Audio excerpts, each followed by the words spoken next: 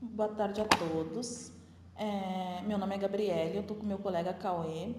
Nós estudamos na Unipampa Campus Itaqui e cursamos Engenharia da Agrimensura. Nós estamos na disciplina de Programação 2, que é ministrada pelo professor Rogério Vargas. Nessa disciplina, foi proposto que nós realizássemos uma videoaula na qual explicássemos como funciona as funções com passagem de parâmetros. Bom, aqui eu trago motivos para a utilização de uma função.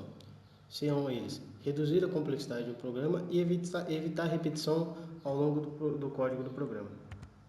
Bom, tratando-se das características de funções, cada função tem que ter um nome único, não pode ser igual ao nome de outra função ou variável, além de que uma função, como seu nome indica, deve ser realizada uma única tarefa bem definida, como, por exemplo, somar dois valores. Bom, uma função deve se comportar como uma caixa preta de um avião. Não interessa o que ela carrega lá dentro, e sim que ela devolva o resultado esperado, como um exemplo que a gente trouxe, a soma de dois valores, o resultado correto daqueles dois valores. E uma função ela deve ser o máximo independente possível do resto do programa e também deve ser o mais genérico possível para ser reutilizado em outros projetos. Onde a gente deve colocar essas funções? Em C, as funções devem ser colocadas em qualquer local do arquivo. Por enquanto, apenas dentro de um único arquivo. Podem ser invocadas antes ou depois da função main. Sempre que uma função é invocada, o programa é suspenso temporariamente, aí ele vai para a função, executa o que ele tem que executar, no caso, soma os dois valores e depois retorna aonde ele foi invocado. Bom, tratando-se do corpo de uma função, qualquer instrução é admissível dentro de uma função, como usar as atribuições o if, o for, switch, invocar outras funções. O número de instruções que pode estar presente dentro de uma função não tem qualquer limite. Deve, no entanto, ser relativamente pequeno e responsável por realizar uma única tarefa. Bom, como funciona uma função? O programa que invoca uma função pode enviar argumentos que são recebidos pela função. Esses são recebidos e armazenados em variáveis locais que são automaticamente iniciados com valores enviados. A essas funções dá-se o nome de parâmetros. Isso quer dizer o quê? Que quando você chama uma função, com passagem de parâmetro, você já envia argumentos, como por exemplo uma coordenada x e y com valores atribuídos a ela. Lá dentro da função, ela vai utilizar esses valores já definidos, como por exemplo, somar os dois valores que a gente trouxe o exemplo, depois ela retorna a resposta à função que a chamou. A instrução return permite a execução de uma função ao voltar ao programa que a invocou, como o colega tinha explicado anteriormente. E a execução da instrução return na função main faz com que o programa termine. Como nesse exemplo que eu trouxe aqui, bom, pode ver que a gente tem o printf hello. Após o return, nada mais aparece, como por exemplo o printf goodbye não aparece quando o programa é compilado. Bom, agora a gente vai trazer alguns exemplos de funções com parâmetros para vocês. Bom, essa função é para realizar a divisão. Dentro da função main, a gente chamou duas variáveis x e y do tipo float. Utilizando o printf, pediu que o usuário digitasse o numerador e armazenou em x. Pediu que ele digitasse o denominador e armazenou em y. Chamou a função divisão com o primeiro parâmetro x e o segundo parâmetro y. Como vocês podem ver lá em cima, tá, divisão, primeiro x e depois o parâmetro y. Chamou uma variável result do tipo float. Esse result recebeu x dividido por y. O return fechou a função com o valor de result. Então, a gente vai printar em tela o resultado da divisão com a função.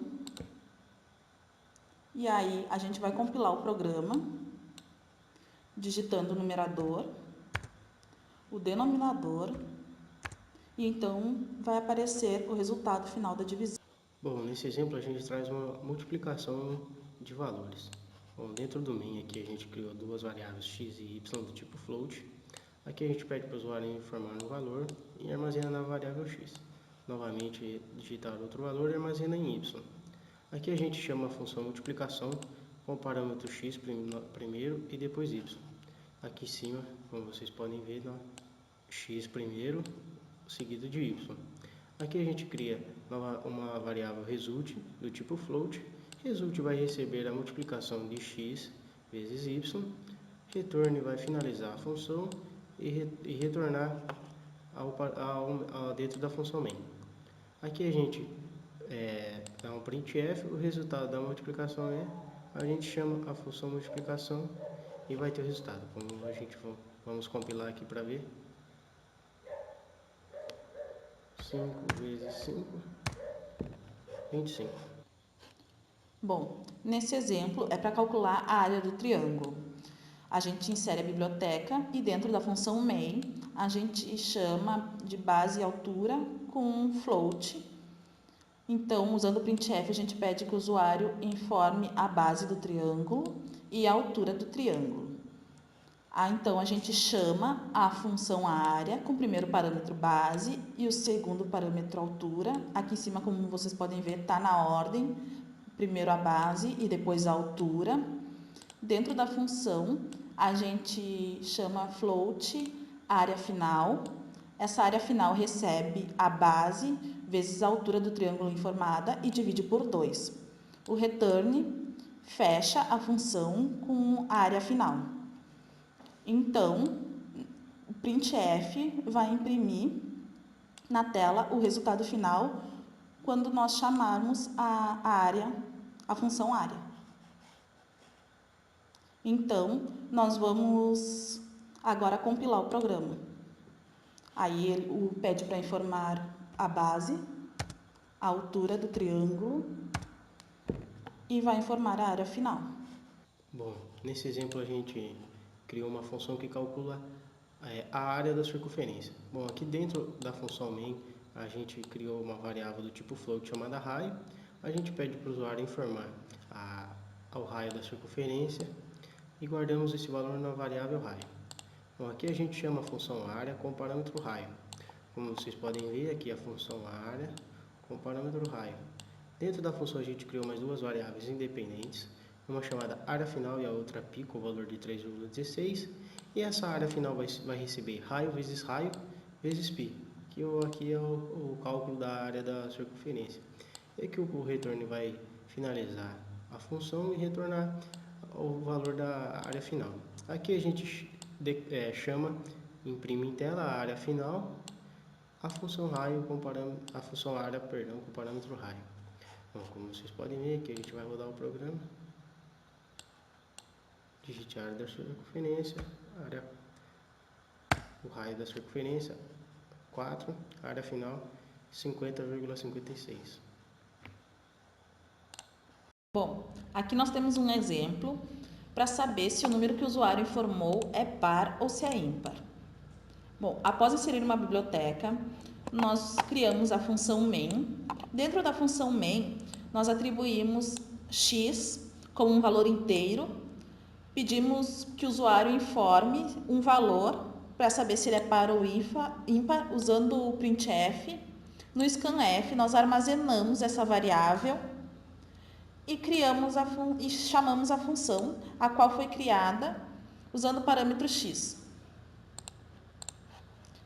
Dentro da função criada para o ímpar, utilizando o if, nós usamos para saber se o resto da divisão por 2 do número informado pelo usuário for igual a 0, nós sabemos que o número é par. Se não, o programa vai informar que o número é ímpar. Agora nós compilamos e inserimos um valor, 9, o programa informa que ele é ímpar.